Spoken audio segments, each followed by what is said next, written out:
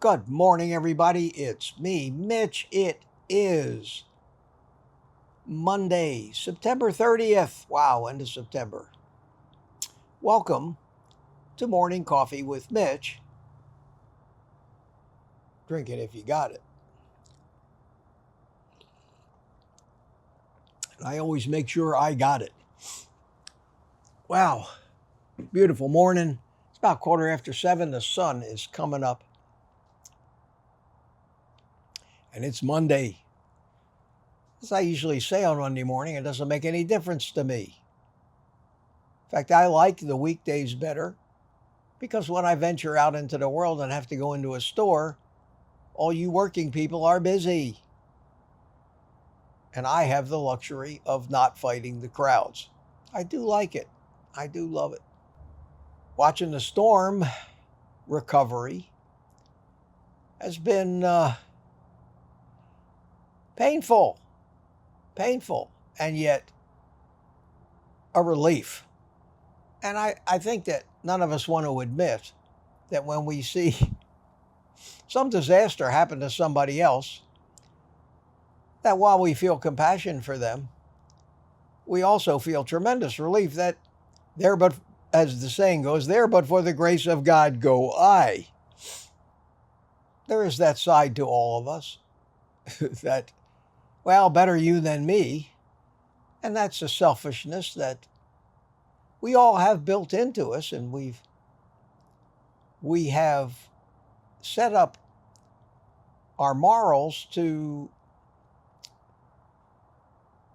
make us feel like we're doing something wrong if we feel that way.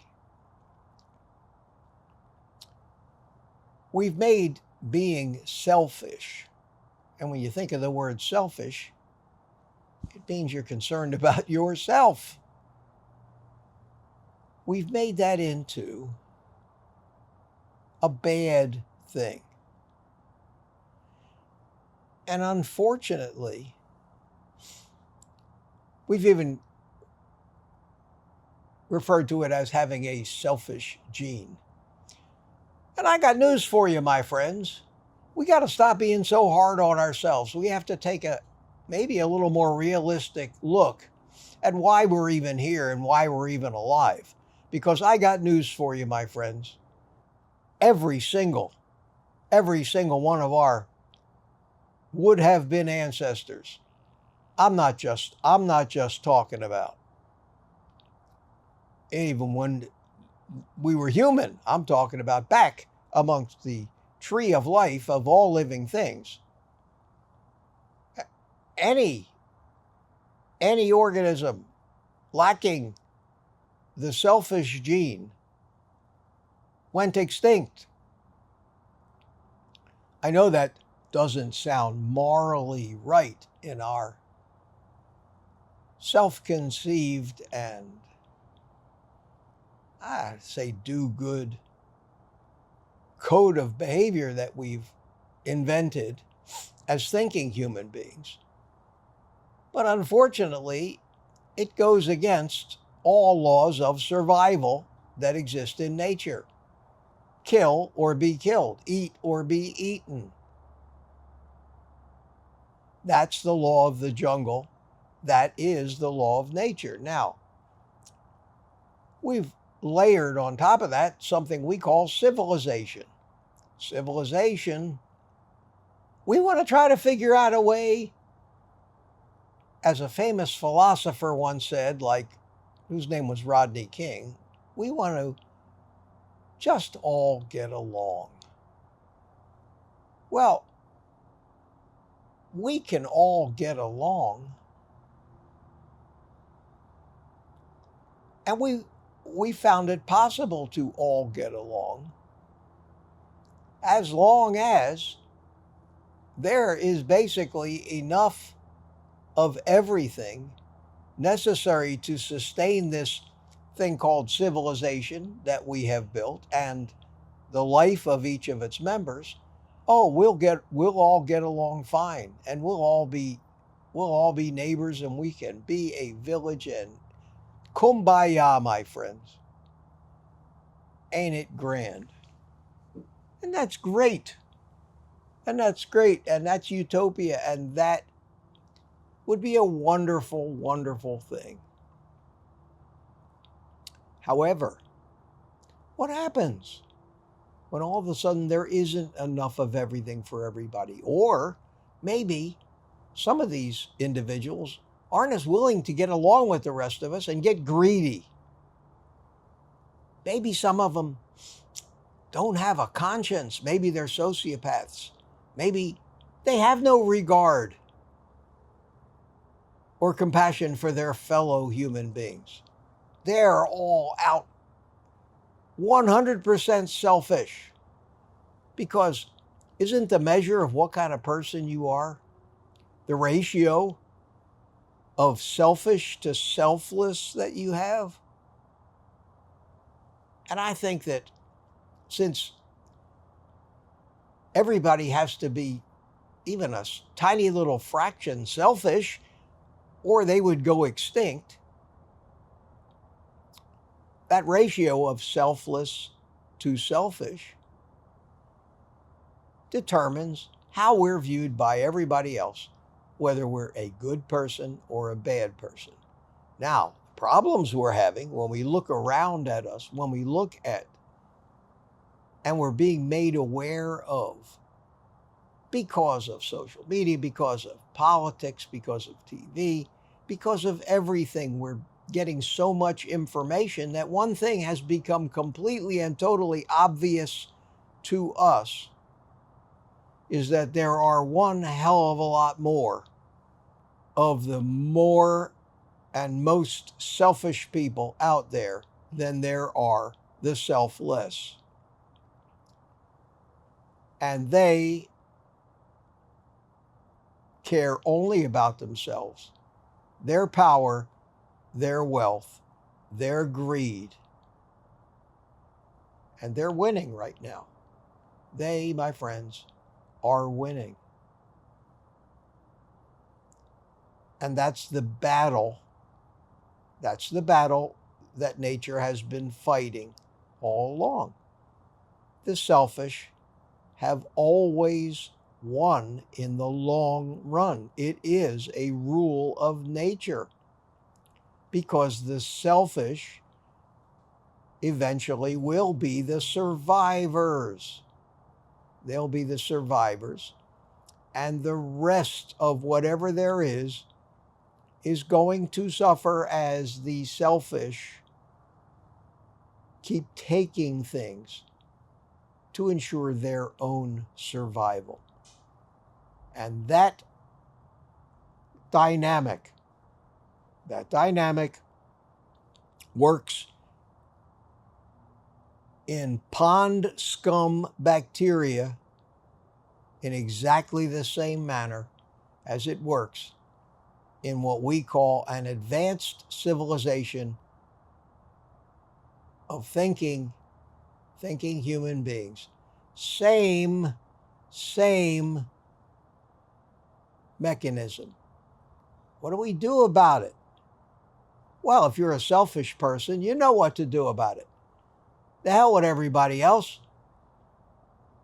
I only care about me. If you're a selfless person, unfortunately, you're doomed. Can we change it? Who knows? But I think if we want to live in this system, we have to at least accept it as a reality. That's just the way things are. Just the way things are. We have survival instinct as our strongest urge, as our strongest driving force, our survival instinct. It is the most important thing, obviously. It's the thing that in times of anarchy, in times of imminent death because of food shortage, turns we thinking selfless humans back into animals that would kill our neighbor to steal their food. That's a reality, unfortunately. Again, all of the selfless motives and that way of thinking are well and good until there's not enough to keep everybody alive.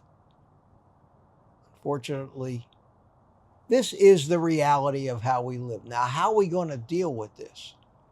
Well, we already know that it is the selfish that have ruined the health of all of us. It is the drug companies. We don't have to go over that corruption or where it came from. It may have started with great motives. John Harvey Kellogg may really have believed that he was doing God's work in what it amounted to inventing food that would pretty much sterilize men. We now know that was not a good thing, and it led to opportunity for those selfish people to seize on it, to gain power and money, because they're selfish. Can you change a selfish person into a selfless person? No. No. I don't think so. In rare occurrence, somebody may see the light, but I don't think you can change one into the other. How do we fix this? Well, do we kill all the selfish people? Can't do that. We're all a little selfish in one way or another, and we have to be.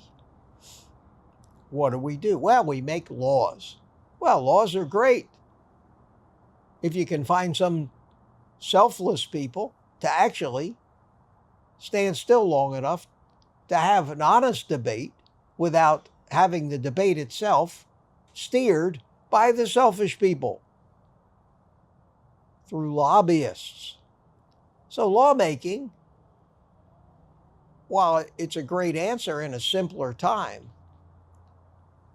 becomes almost impossible in complex times. Hell, you can't even file a lawsuit with anybody anymore because you never get it heard. You're waiting. The expense and the waiting times in court make it impossible. You don't believe me? Try to sue somebody. The best you might get is a small settlement because having it heard in court is becoming more and more impossible. Same thing with getting a law passed. So we're all excited. We're all excited about the possibility of all the stuff we know about healthy eating being elevated to a national level. And we think that our new elected officials are going to sweep in and clean house and fire everybody and change everything. And in a few months, there'll be no more breakfast cereals in Sam's Club. Sorry. Don't let me bring you bad news on this Monday morning. That is never going to happen. There are two forces that will ensure it never happens. Those same two forces that have ensured that we still have cocaine and heroin available on every street corner where there's a drug dealer. Those forces are supply and demand. And where there is demand, there will always be supply. The demand for a substance that is evil and harmful and kills people doesn't make any difference to those who benefit from supplying it. The drug dealers don't care if their product kills you. They don't care. They are selfish and sociopaths. The drug users are the victims. What are they the victims of? They're the victims of the addictive nature of the product. Sugar is more addictive than that. Something that the suppliers of sugar don't want you to know. They don't want you to think about it in those terms. But they're the greatest drug dealers of all. And why can't we fix it?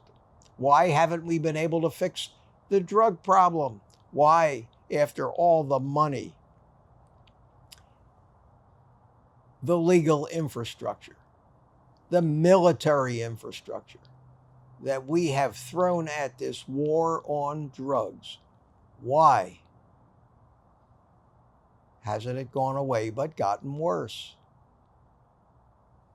Because the demand is there.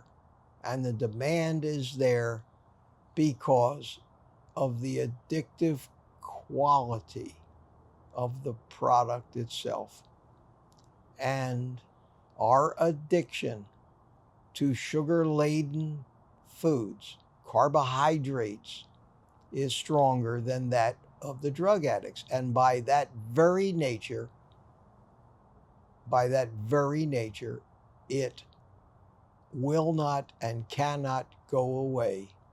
As long as the demand is there, 90% of every retail store selling food will be devoted to stocking those items because they are in demand, and the manufacturers that are so corrupt that they have bought off the very institutions that we put in place in an effort to regulate them will continue to make fortunes. And the drug companies close on their heels, bankrupting our countries, getting taxpayers to fund the treatments for these illnesses, caused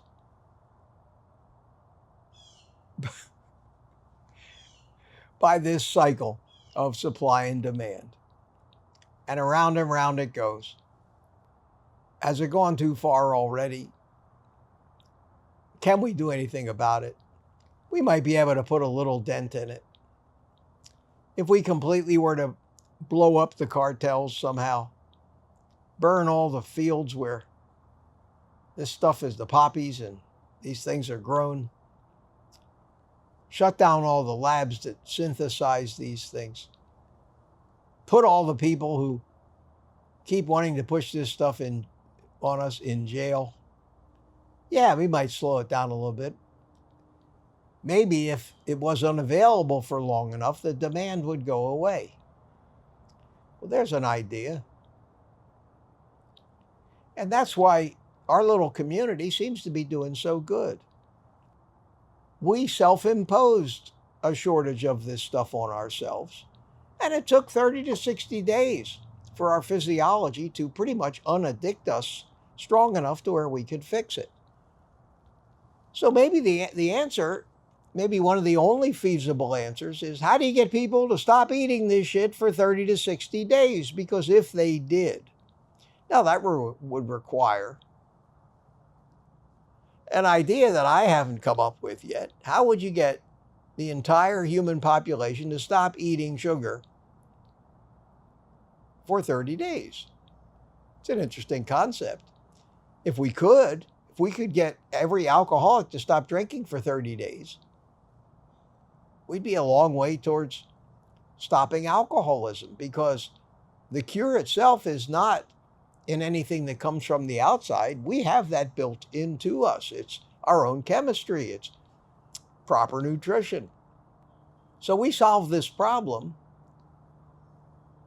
by creating somehow a shortage, which with the current scheme of things would completely trash the U.S. economy, since half our economy, if not more, the jobs in this country, manufacturing, transportation, retail, revolve around providing poison to the American people and the medical community to come in here and ride in on that white horse and tell us what expensive injection we need to take in our ass for the rest of our life. I know that I'm waffling back and forth between destitution and hope here, and that's where we are. Sometimes I think there might be hope. Other times I think that we're screwed. That's just reality. And the old saying, nobody's riding in on the white horse to save us, is probably true. It's just gone too far. So the best that I think we can do is what we're doing right now, and try to solve the problem one victim at a time,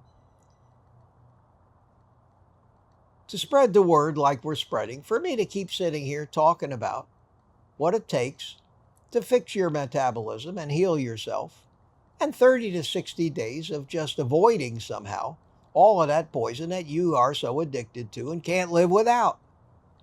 Sounds very simple, doesn't it? Well, I'm here to tell you, folks, it's like trying to convert a very religious man to some other cult that doesn't make any sense. Should we stop trying? I don't think so. Should we learn when to stop pushing? I think so. There are times when I've come close to pushing my own children away where they didn't want anything to do with me anymore. But we need to keep going. We need to keep pushing. We need to keep trying to solve this problem one victim at a time. And maybe, and I'm still a little hopeful, that if we get the right leadership in, and we can rid and bring to the public's attention some of this corruption, then maybe there's a tiny little hope that we might actually interrupt some of the supply of the poison long enough.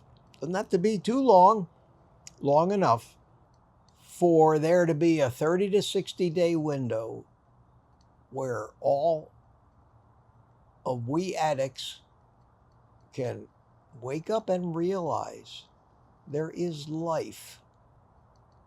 There is life, a better life, without the copious amounts of sugar and poison.